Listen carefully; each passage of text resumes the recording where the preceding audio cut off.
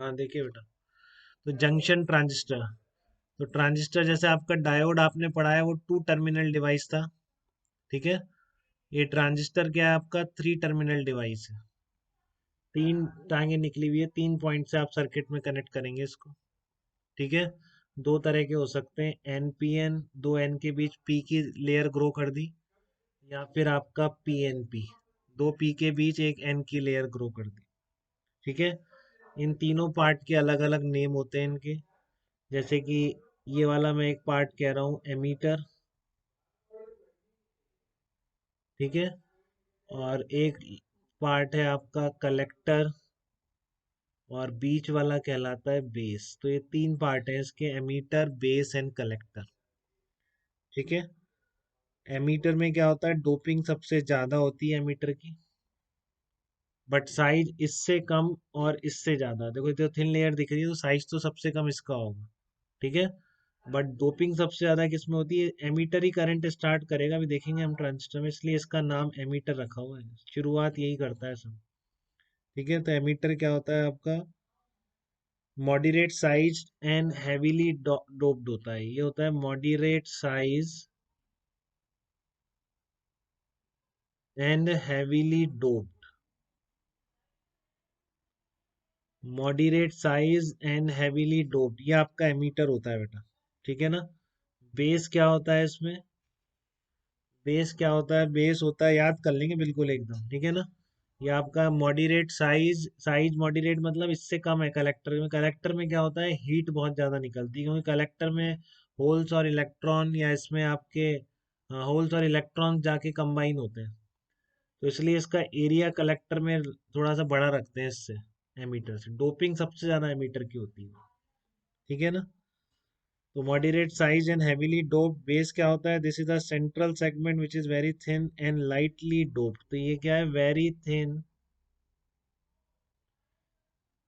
And lightly doped है, very thin and lightly doped, वो आपका बेस होगा, ठीक है। अब कलेक्टर क्या होगा,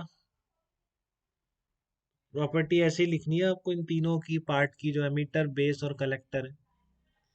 जो आपका कलेक्टर है उसमें क्या होगा, moderately doped and larger in size as compared to emitter. ये क्या है, मॉडरेटली डोप्ड, मतलब एमीटर के कंपैरिजन में डोपिंग कम है, बेस के कंपैरिजन में ज्यादा है। बेस तो बहुत थिन है सबसे, और लाइटली डोप्ड है, जस्ट एक इंटरफेस है इस करंट को सेपरेट करने की, और कुछ नहीं है, ठीक है। तो moderately doped and large in size, and large in size as compared to emitter, large in size as compared to emitter।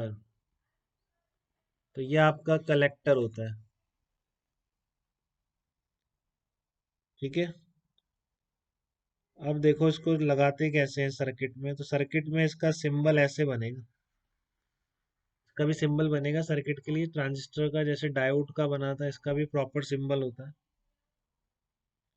तो इसका सिंबल कैसे बनता है वो देख लो, आपका ऐसा होता है, इसमें इस तरह से बना देते हैं गोला, और ऐसे बनाते हैं, तो इस तरह से बना देखो, सबसे पहले एक गोला बनाया, ठीक है, और यहाँ पर एक लाइन खींच के इस तरह से बना दी, ये बेस होता है, ठीक है। अब कलेक्टर और बेस के बीच कोई एरो नहीं होता है, कलेक्टर और बेस के बीच कोई एरो नहीं होता है, ठीक है। बट बेस और एमीटर के बीच होता है जनरली, ये ऊपर वाला कलेक्टर रखेंगे हम, देख लो आप, ये बेस है, ये एमीटर है, तो यहाँ पर पी से एन की तरफ एक एरो बना होता है, इससे देख के भी समझ में आ जाता है P N P N P N, लिखने की जरूरत नहीं पड़ती, ठीक है ना। तो यहाँ पर जैसे एरो मैंने बनाया, पी मान लो एन पी एन है, तो पी से एन की और बनाओ, ठीक है ना। पी से एन मतलब ये वाला, ये आपका एमीटर है, ये कलेक्टर है, तो बेस और कलेक्टर के बीच एरो होता है, ये नाम नहीं लिखे होते हैं, बस जस्ट सिंबल से ही काम चल जाता। मुझे देख के समझ में आ रहा है कि कौन सा है ये, कौन सा है, एन पी एन है, क्योंकि पी से एन की तरफ होगा, ठीक है ना। मैं लिख भी रहा हूँ, arrow will B, arrow will always be from P to N, arrow will always be from P to N, P to N arrow होता है, ठीक है ना, arrow will always be from P to N. तो ये आपका क्या कहलाएगा, ये आपका एनपीएन ट्रांजिस्टर का सिंबल हो गया। फिर ऐसे आगे कनेक्ट कर देते हैं, सर्किट में भी देखते हैं। ठीक है। और अगर आपको पीएनपी का बनाना है तो फिर वही है, गोला है इस तरह का। ठीक है। और इस तरह का आपका ये एक टर्मिनल बेस को रिप्रेजेंट करेगा।